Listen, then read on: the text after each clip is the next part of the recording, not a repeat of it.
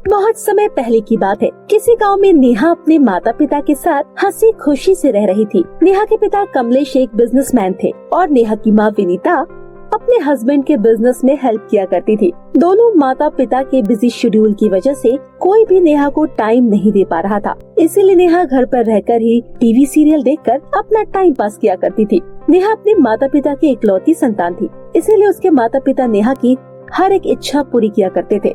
नेहा को नए नए सैंडल पहनने और उन्हें जोड़ने का बहुत शौक था। नेहा की उम्र 18 साल थी और वो कॉलेज में पढ़ती थी। नेहा को जीन्स टॉप पहनने का काफी शौक था और नेहा जब कभी भी शॉपिंग पर जाया करती तो हमेशा नए नए फैशन के डिजाइनिंग कपड़े ढूंढा करती थी। नेहा पढ़ने लिखने में काफी होशियार थी।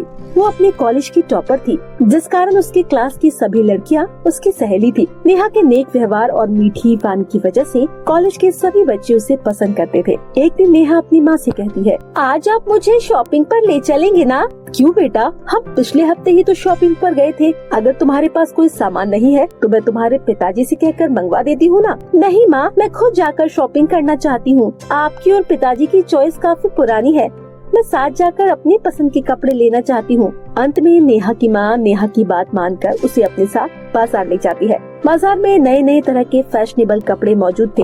नेहा को सभी डिजाइन और कलर बहुत पसंद आते हैं और वो ढेर सारे कपड़े खरीद लेती है। एक दिन नेहा के घर पर एक बड़े घर का रिश्ता आता है। नेहा के पिताजी नेहा की माँ को इशारा करते हुए कहते हैं वो नेहा को तैयार करके ले आए। इसके बाद नेहा की माँ नेहा के कमरे में जाती है और उससे साड़ी पहनकर अच्छे से तैयार होने को कहती है। ये आप क्या कह रही है माँ?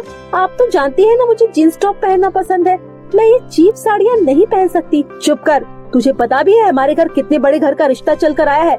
मिस्टर एंड मिसेस ओबेरॉय चाहते हैं कि उनकी बहू संस्कारी और सुशील हो, इसीलिए वो तुम्हें साड़ी में देखना चाहते हैं।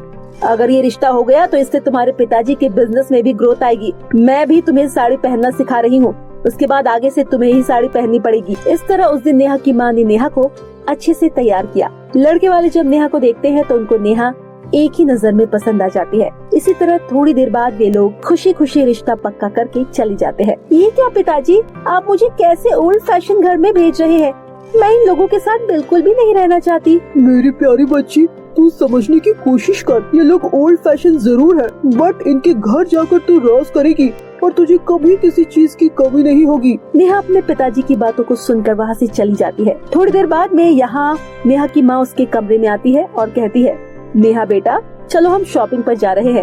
मैं तुम्हारे लिए ढेर सारी साड़ियाँ खरीदने जा रही हूँ ताकि तुम साड़ी बांधना सीख लो। नहीं माँ, मुझे कॉलेज के प्रोजेक्ट बनाने हैं, आप अकेले ही जाकर मेरे लिए ले आओ।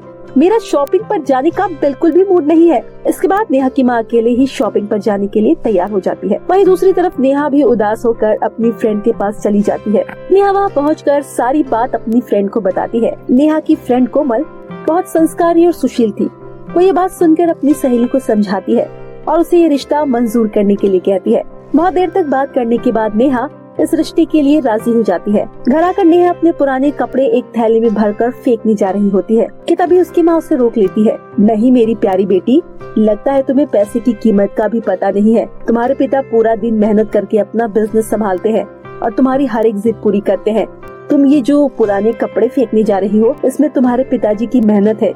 मेरी बात ध्यान से सुनो, तुम ये सभी कपड़े गरीब लड़कियों में बांट आओ, इससे वो तुम्हें दुआएं भी देंगी। ठीक है माँ, मैं ऐसा ही करूँगी। इसके बाद नेहा अपनी माँ के कहे अनुसार गरीबों की बस्ती में जाकर वो सभी कपड़े बांट देती है। इतने सुंदर सुंदर और महंगे कपड़े पाकर वे गरीब लड़कियाँ बहुत खुश होती है और सभी नेहा का धन्यवाद देती है। नेहा को भी उनकी खुशी देखकर बहुत अच्छा लगता है। गरीब लोगों की खुशी देखकर नेहा धीरे धीरे अपनी सभी कपड़ों की कलेक्शन रोजाना गरीब लड़कियों में बांट दिया करती थी। इस बात का पता जब नेहा की माँ को लगता है तो वो नेहा को बहुत डांटती है। नेहा बेटा, तुम्हें कितनी बार समझाया है अपने पिताजी के रुपयों की कद्र किया करो। उस दिन मैंने तुम्हें केवल पुराने और रिटायर हुए कपड़े ही गरीबों में बांटने को कहा था, लेकिन तुमने तो धीरे धीरे अपने नए कपड़े भी इन गरीबों में बांट दिए। मैं तुम्हारी रोज रोज की हरकतों से परेशान हो चुकी हूँ और अब मैं तुम्हें एक भी नया कपड़ा नहीं दिलवाऊंगी। ये सब सुनने के बाद नेहा बहुत दुखी होती है, अपने कमरे में उदास बैठ जाती है। इसी तरह शाम हो जाती है। नेहा अपना मन हल्का करने के लिए पास वाली नदी पर चली जाती है। वहाँ नदी के किनारे बैठकर नेहा को बहुत सुकून मिलता है। थोड़ी देर बाद उस नदी के किनारे एक जादूगरनी आती है और कहती है,